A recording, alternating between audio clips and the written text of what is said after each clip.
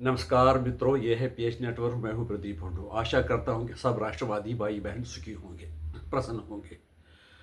परसों 22 फरवरी को अफगानिस्तान के बॉर्डर एरिया में पाकिस्तान एयरफोर्स ने बमबारी की, जिसमें अल जजीरा के मुताबिक 17 लोग मारे गए और 7 लापता है। जो ये 17 लोग हैं वो बताया जाता है कि एक ही परिवार के हैं और बाकियों की कोई जानकारी नहीं है।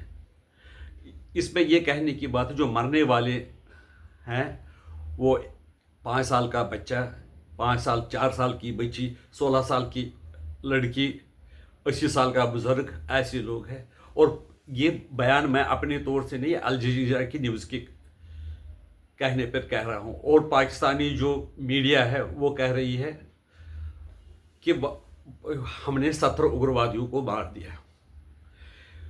पाकिस्तान के फौज को और एयरफोर्स को ये जानकारी है कि जब हम उन पर बमबारी करते हैं तो उसकी रिएक्शन क्या होती है। ऐसी रिएक्शन होती है जिसको वो संभाल नहीं पाते हैं। फिर भी उन्होंने यह हमला किया। हम देख रहे हैं कि जब शिया मस्जिद में हमला हुआ, सुसाइड अटेम्प्ट था। आर्मी फौज पे, आर्मी के जो ठिकानों पे हमले हुए, लेकिन वह अफगानियों का कुछ नहीं बिगाड़ सके। आम लोग उसमें मारे गए, जिनको ये मुजाहिद या तालिबान, अफगानिस्तान के तालिबान, उनका कोई नुकसान नहीं पहुंचा। और पाकिस्तान का कहना है जो टीटीपी है उनको समर्थन है अफगानिस्तान सरकार का, लेकिन अफगानिस्तान सरकार कहती है कि हमें इससे कोई ताल्लुक नहीं है। अब फिर भी ये पाकिस्तान की फौजें फिर भी ऐसी हरकतें करते हैं जिससे कि उनको बाद में पछताना पड़ता है। किसके कहने पर करते हैं ये? पाकिस्तान का और अमेरिका की ये चाहत कि बगराम एयरफोर्स की जो बगराम एयरबेस है वो अमेरिका को वापस चाहिए, जो वहाँ के अफगानिस्तान के तालिबान ने वो देने से मना कर दिया। और वहाँ पर वो कहते थे जो हमने वहाँ पर हथियार रखे हुए थे $80 बिलियन के, वो हमें वापस चाहिए। अफगान सरकार ने ये भी कहा कि हम हथियार वगैरह आपको वापस नहीं देंगे। अगर आपको एक बार हार हुई, अगर आप दोबारा आजमाना चाहती हो अफगानिस्तान के योद्धाओं को, तो आप आजमा सकते हो।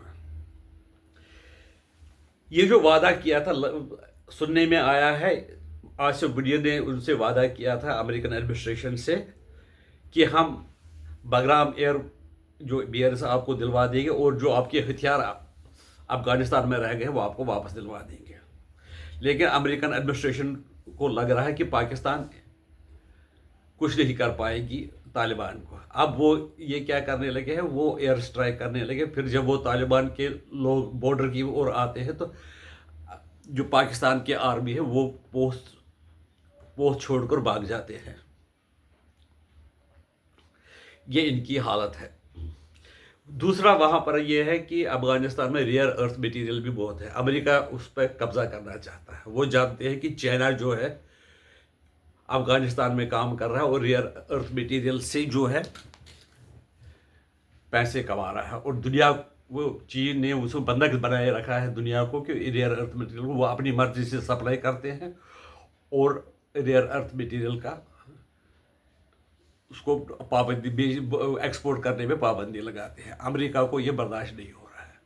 दूसरी बात है कि चाइना की जो पॉलिसी है वो चाहते हैं, चाहे अफगानिस्तान में हो चाहे पाकिस्तान में, वो ऐसे सरकार चाहते हैं जो उसके समर्थन की है, जो अमेरिका से बर्दाश्त नहीं होता है।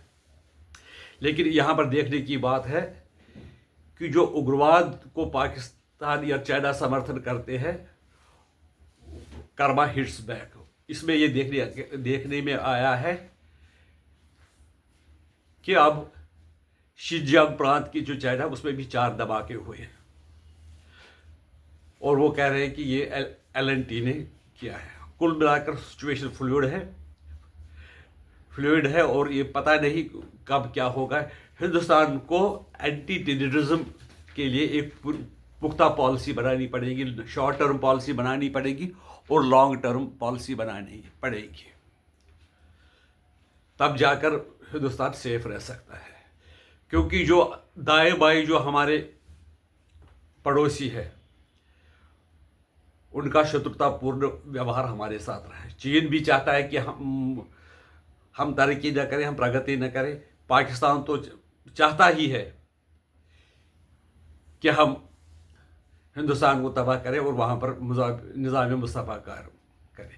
और बांग्लादेश में जो जमात इस्लामी और वगैरह जो उग्रवादी संगठन, वो भी हिंदुस्तान को परेशान करना चाहते हैं।